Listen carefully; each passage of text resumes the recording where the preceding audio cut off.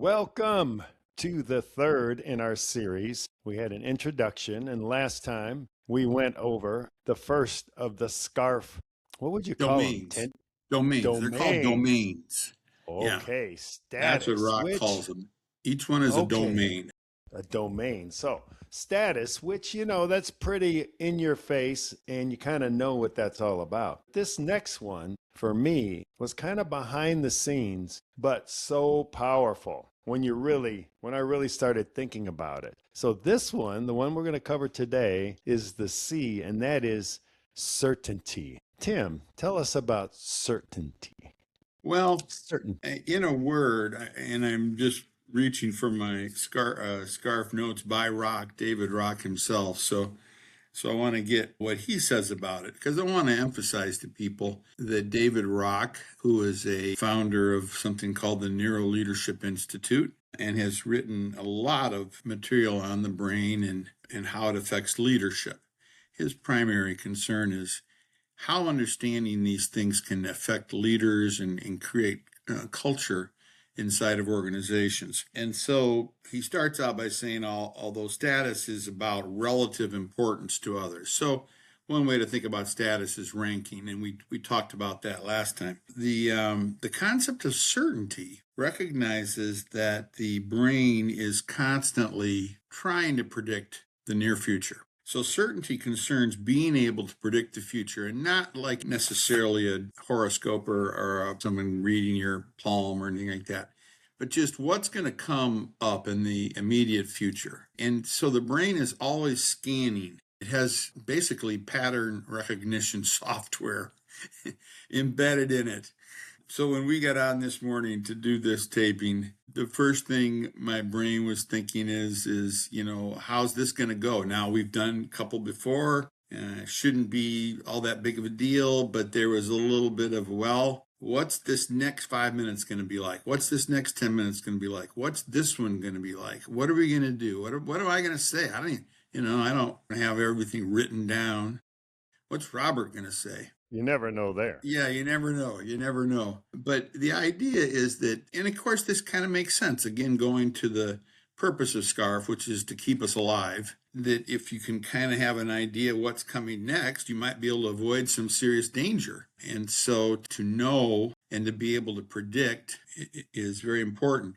Now, in fact, when they did studies about which domain was most important to an individual person, certainty was clearly number one. See, this was Yeah. that's why I said what I said to kick this off. Yeah. It's like once you made me aware of this one, wow. Because you can take it, we talked about status that requires other people, but certainty, oh my gosh, if you take this to an extreme. Yeah. And knowing there's a lot of phrases that kind of filter through in our culture. And a lot of times comedians kind of hit on them and they pick up and kind of go from there. And for example, one right now is this phrase, right? Right? Right, right, right, Right? right. Somebody will say something, well, right? And it's almost like a verbal tick now. Sure. And Oh yeah, I've sure, been guilty of that. yeah, sure, that's another one. Sure.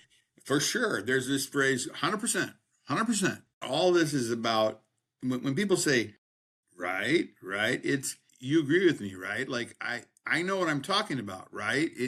So there's such importance on this. We want to know, we measure, does this person know what they're talking about? Like people watching right now who may not have heard us talk before, or maybe who have. Do these guys know what they're talking about? Mm-hmm. Do Mm-hmm. they know?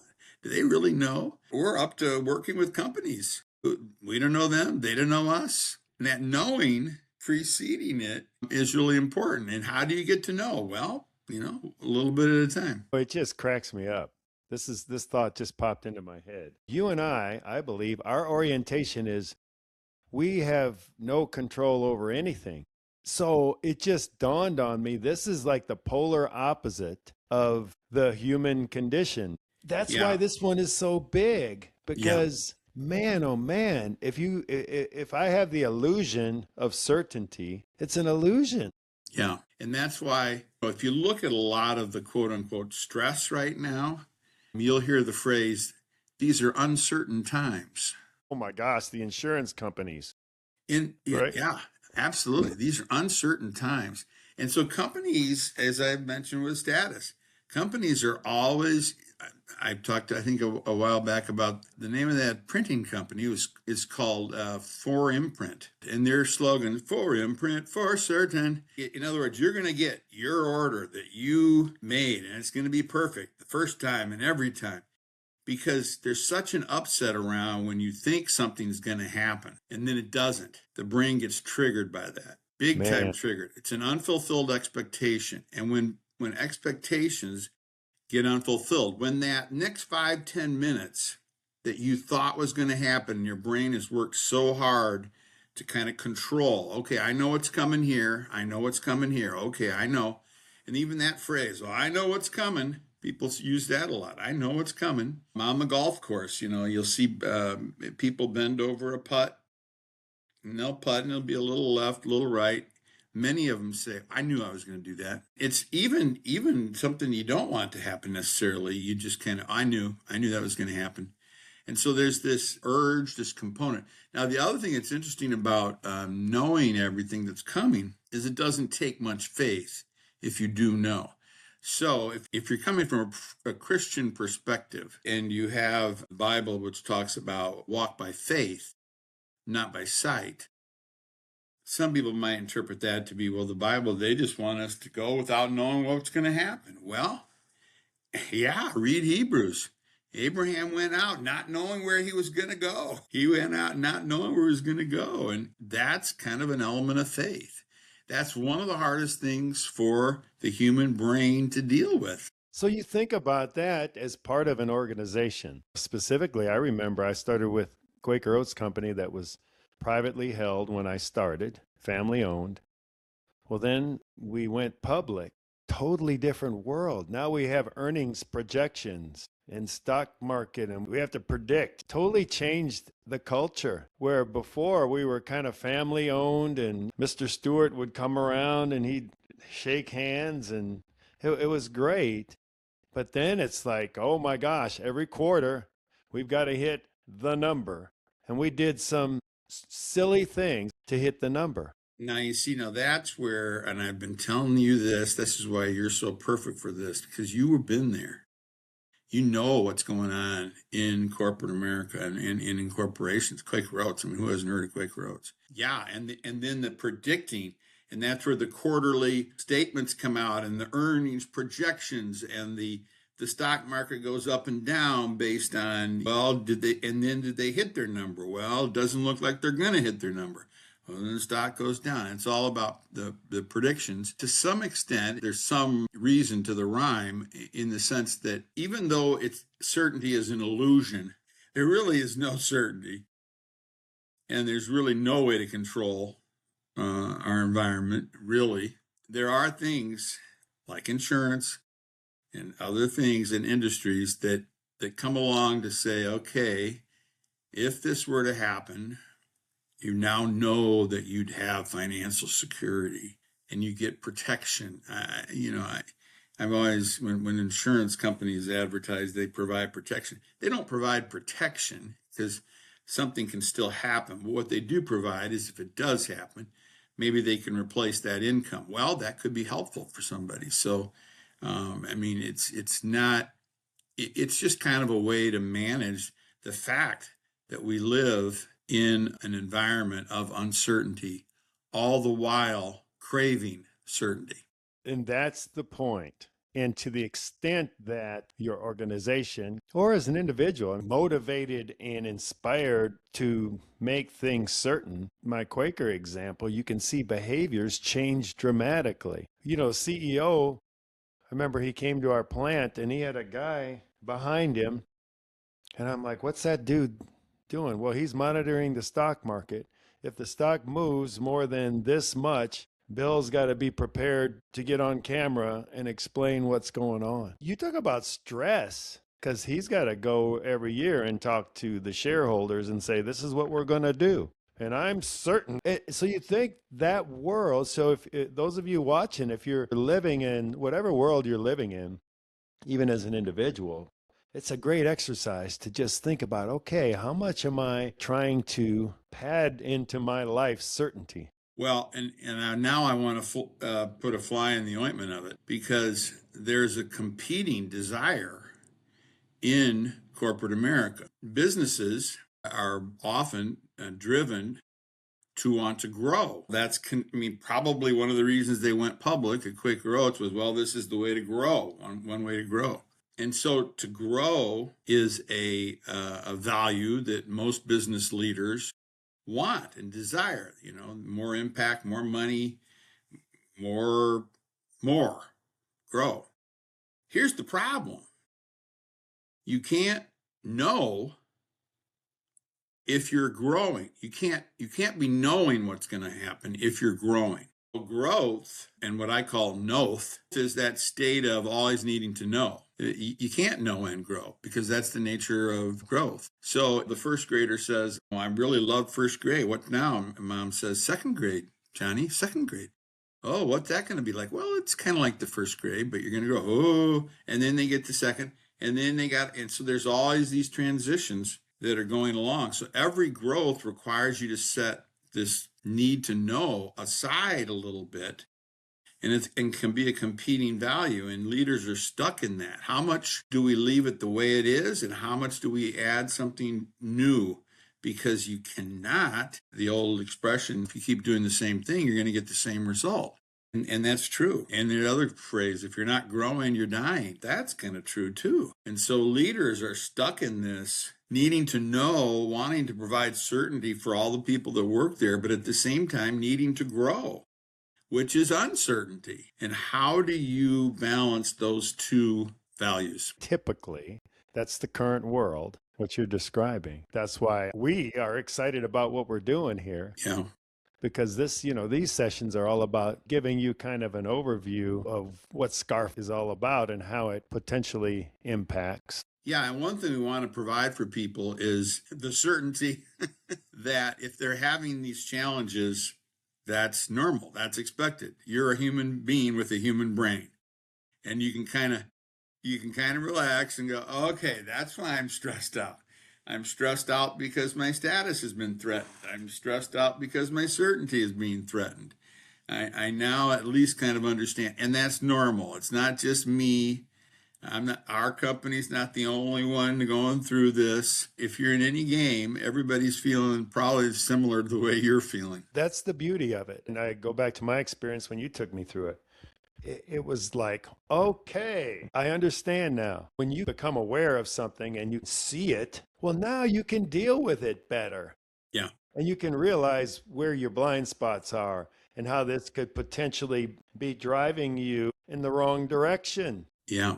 Or leading you to do things that really, with new awareness, you can make better decisions. You can relinquish expectations that maybe were driving you nuts before. Yeah. Causing the anxiety. Unrealistic, maybe unrealistic. And to some extent, this whole model is designed around certainty. It's Rock's kind of way and science's way. Every scientific discovery that we learn about gives us a little more certainty in this uncertain world. Oh, that's because of this is because of that. To some extent, this whole model meets the need that we all have. And this is the thing I want to emphasize. There's nothing wrong with SCARF. Bad about it. There's nothing, we're not saying, get rid of, but all we're saying is be aware of it. And then the other thing we're saying is there an alternative to it? Because it is somewhat limiting, and you can have too much of your mindset can be influenced by SCARF, what I call SCARFaholism, where you're only happy when you're number one. When your company's everybody's only satisfied if they're number one. And because that's where status is. Well, man, we've done a lot of good. We've helped a lot of people. Yeah, we weren't the number one sales team. We weren't the number one whatever it was. I mean, isn't what we did valuable? And if you're really a SCARFaholic, it's no. There's either a winner or everybody else is a loser. It reminds me, one of my favorite authors, Andy Andrews. He said something, and it fits right here. He goes, "Have you going around, you're telling your friend this is the truth. Well, then a couple of days later, you get some new information, and you realize that wasn't." So his quote, "There is true and the truth," right? I said right, because true is certainty. I know this is true. But then being able to, when I'm proclaiming something is true, I need to think, wait a minute, is this the truth? Anything else around certainty, Tim? I think right offhand, and you can edit this part out. What I was going to say is that it's just important to, no, I don't have anything. Okay. Nothing anymore. So when I get to that part, just say, just cut. I won't Don't even put in there. Is there don't anything even else? put in there like, do you have anything else, Tim? I like the way you put in that right, and then noticed that you were saying it. It's unbelievable how these things, and I, as I was kind of stammering a little while ago on it, I was thinking about, boy, I'm not sure what to say. That's where I was stuck. I'm not sure what to say. Yeah. And so I various things could come in my head, but I wasn't certain of what to say next. Right. And that kind of gummed up my works. Yeah. Maybe you do want to leave it in. I don't know. Yeah. Yeah, because these, when you work with us, we're just ourselves. Mm-hmm. Yes. We're not. We don't rehearse this stuff. No. We don't we're not trying to use mind games to mess with you. No, and we make mistakes, and we're approaching this from a standpoint of it's going to be collaborative. So the people we work with, the companies we work with, we're going to be working together to create solutions based on this understanding of neuroscience. And so it's not going to be, sometimes people expect consultants to come in and have all the answers and know everything and just spew it out. And it's kind of like the mother bird and the baby birds. And the idea is drop a little knowledge in each one. Okay, did you get a little? No, this is a give and take relationship. And 100%. My experience with consultants, they go to the C-suite and they sell, you're going to save $1.2 million. We've got the system that's going to do it. Now, we'll teach your people, but if the money isn't coming, what happens? Oh, your people, this person, that person, because they're gumming up the system, which is going to deliver this. And that's really important, because they have to justify their fee, because they say, we're going to save you 1.2 million, but that'll cost you $500,000 to implement it. So you're still coming out ahead. That's fine. But then what if you don't come out ahead? That again comes from this model of, we know we're the consultant, we're the expert, we're the ones that are certain. Hire us because we know. And we're not actually saying that to people. That's where Life Transforms approach is going to be a little different. That's it. That's all I got on that one. Okay, brother. All right, y'all. Thank you so much for joining us today.